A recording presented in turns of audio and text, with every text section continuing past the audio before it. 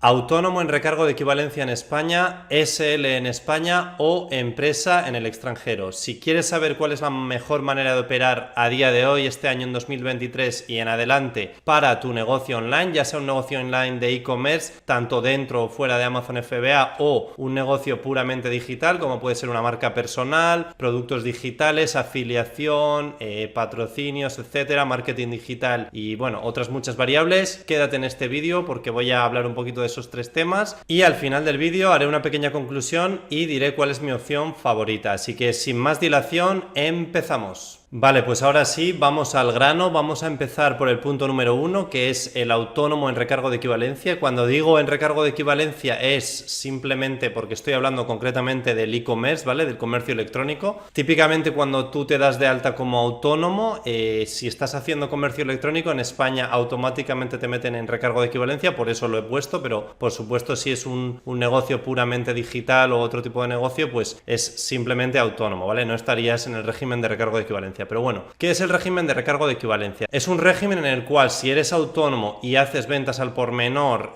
por internet, estás obligado a estar en él, y su principal característica es que tú cuando compras producto, mercancía para revender, o sea, por eso estamos hablando de e-commerce y comercio electrónico, compro un producto a 10 euros, lo vendo a 30, ¿vale? Cuando estás comprando ese producto a 10 euros vas a pagar el IVA final, que es un 21%, y vas a pagar un recargo de equivalencia que varía dependiendo del producto, pero bueno, en la gran mayoría de los casos es un 5,2%, ¿vale? Por lo tanto, estás pagando un IVA en el precio compra del producto, ya sea que lo compres en tu mismo país, es decir, el modelo de negocio de arbitraje en español, que compras en el mismo país en España o en países europeos, etcétera, productos que ya se venden en Amazon y no requieren de creación de listing, publicidad, marca, etcétera, es arbitrage, o estés haciendo private label, etcétera, importes de China y tal, marca privada, ahí vas a pagar el IVA de importación o el IVA en España del producto que estás comprando, precio final, y un recargo de equivalencia de un 5,2%, ¿vale? Entonces pagas ese 21% más el 5,2%, pero no pagas IVA final en la declaración de IVA, es decir, no haces la declaración de IVA modelo 303 en España en régimen general, ¿vale? Entonces esa es la ventaja de ser autónomo en recargo de equivalencia. ¿Qué ocurre? Que esto puede ser una pequeña ventaja, sí, si facturas poco, si facturas solo en España, etcétera, pero claro, al ser autónomo en recargo de equivalencia, todos los beneficios del negocio ya facturan como IRPF, por lo tanto se te puede disparar el IRPF desde un 19%, que es la parte baja, hasta un 45-47%, ¿vale? Entonces, es interesante, pues bueno, sí, puede llegar a ser interesante, pero tiene muchas fallas por el tema de que, joder, el IRPF se te dispara. Luego otro tema es que el IVA en Europa lo tienes que pagar sí o sí, porque el tema del recargo de equivalencia solo es a nivel nacional en España, entonces en Francia, en Alemania, en Italia, todas esas ventas van con IVA, no existe un recargo de equivalencia aplicable a países europeos. Entonces puede parecer súper interesante si facturas poco, pero si facturas mucho se te dispara por la parte del IRPF y luego el IVA ese no lo puedes desgravar, el IVA compra con el IVA venta, etcétera. Entonces bueno, es un poco diferente, y en las ventas en Europa, adiós, o sea, no hay recargo de equivalencia. A todo esto hay que añadirle los costes base de España, que como todos ya sabréis existen las cuotas de autónomos en España y todo esto. Entonces claro,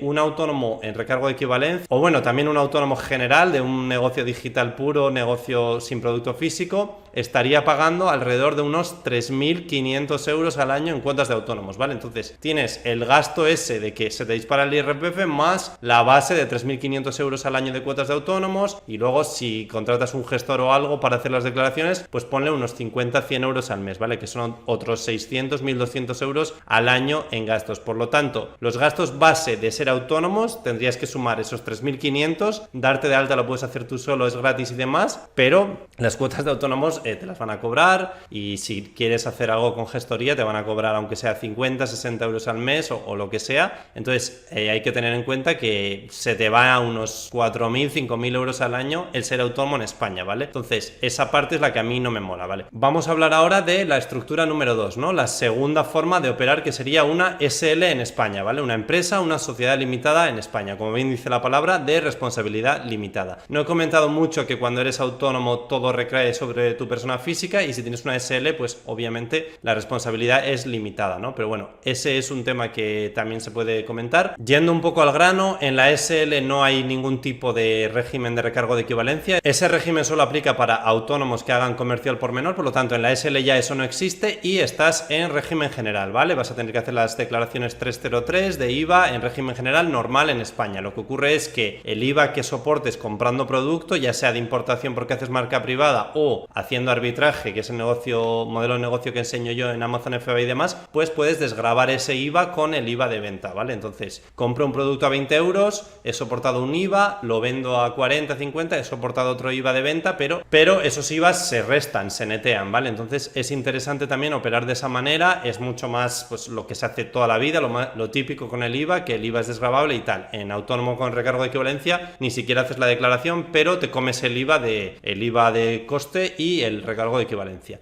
Luego, a nivel de gastos, la SL pues se disparan un poquito más todavía, es decir, las cuotas de autónomo anuales que tanto me gustan a mí, ironía, son de unos 4.500 euros, ¿vale? 4.458, pero bueno, quiero redondear números para que veáis las diferencias. Autónomo normal, 3.500 al año de cuotas, autónomo societario con SL en España, 4.500 euros al año, ¿vale? Redondeado. Entonces, son al final 1.000 pavos más, 1.000 euros más al año, que pues va subiendo. Luego, el coste de la SL, mirando un poco en Google, ronda entre los 400 y los 1.500 euros, depende de con quién lo hagas y tal. Entonces, bueno, pues esa es la cifra, entre 400 y 1.500 euros, que le tienes que añadir a crear la SL. Luego, el capital inicial que hay que poner, que es de 3.000 euros. Esto es verdad que no es un gasto ni pierdes el dinero, pero bueno, es algo a tener en cuenta. Tienes que poner ese dinero para iniciar, montar la SL, etcétera, que luego lo puedes utilizar para comprar producto, para marketing o para lo que quieras, pero en un inicio hay que ponerlo, cosa que aumenta ese gasto inicial y demás. El montar una SL al final, pues es eso, 3.000 de capital inicial,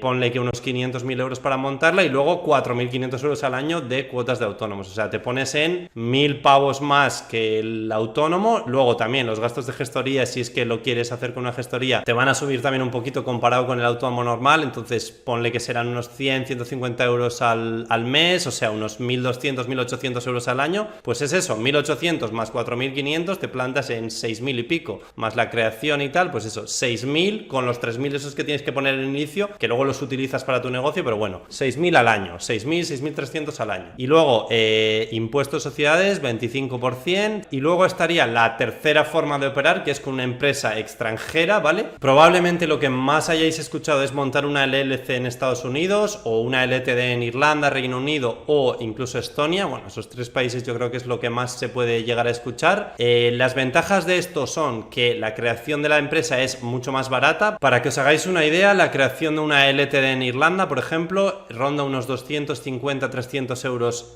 crearla, ¿vale? Es un pago único de creación de empresa y luego un mantenimiento anual aproximadamente de unos 500 euros, ¿vale? Unos 40-50 euros al mes, que lo comparas con el mantenimiento anual de un autónomo sumando cuotas de autónomos, gestorías y tal, o de un autónomo societario de una SL en España, y la diferencia es abismal. Y luego, por otro lado, cuando tienes una LTD en Irlanda o una LLC en Estados Unidos, que también es una opción válida, lo que haces es también tributas como si fuera una SL en España a nivel de IVA para el comercio electrónico en régimen general, ¿vale? Haces los modelos 303, etcétera, y puedes desgravar IVA también si tienes gastos de producto comprado en España, etcétera, ¿no? Entonces es interesante porque tienes la ventaja de la SL española, pero sin pagar cuotas de autónomo abusivas de 300, 400 euros al mes, que suman 3.500, 4.500 euros al año, ¿vale? Que es mucha pasta. Entonces eso es súper interesante. Y luego el mantenimiento, es lo que digo, es barato, son unos 500 euros al año, etcétera. Una diferencia con la LLC versus la LTD en Irlanda es que la LLC directamente, los beneficios de la LLC pasan directamente a tu persona física, ¿vale? Al director de la empresa. Por lo tanto, el beneficio de una LLC se traslada directamente al director de la empresa, ¿vale? Y lo tiene que tributar como persona física. Por lo tanto, si vives en España, todos los beneficios de la LLC los tienes que tributar en el IRPF en España, y en cambio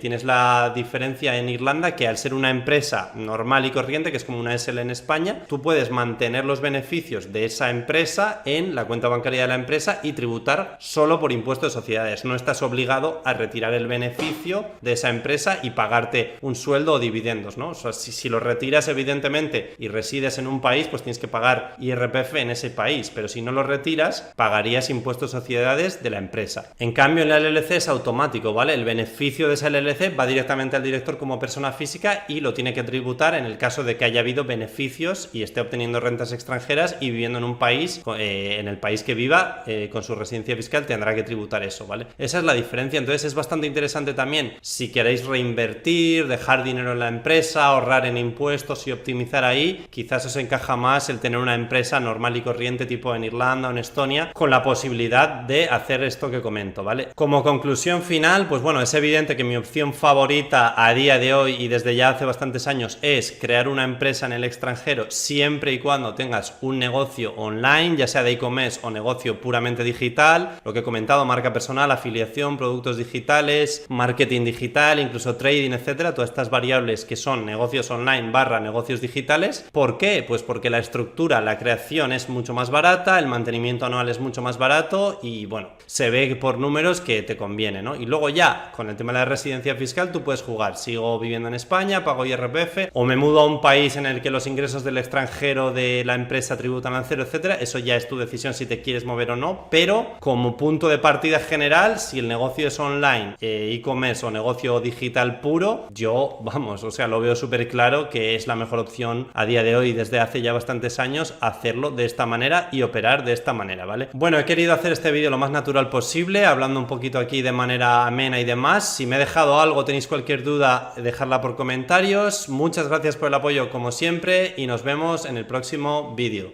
Chao. They try to tell me that I never listen. Always been the type that made my own decisions. Never been the type to live in fear. Not making money from my intuition. Like damn, better know when I'm in. I've been coming through hot, finna know when I land. I've been getting more known from the old to Japan. Now I'm making these songs, got them all in my hands like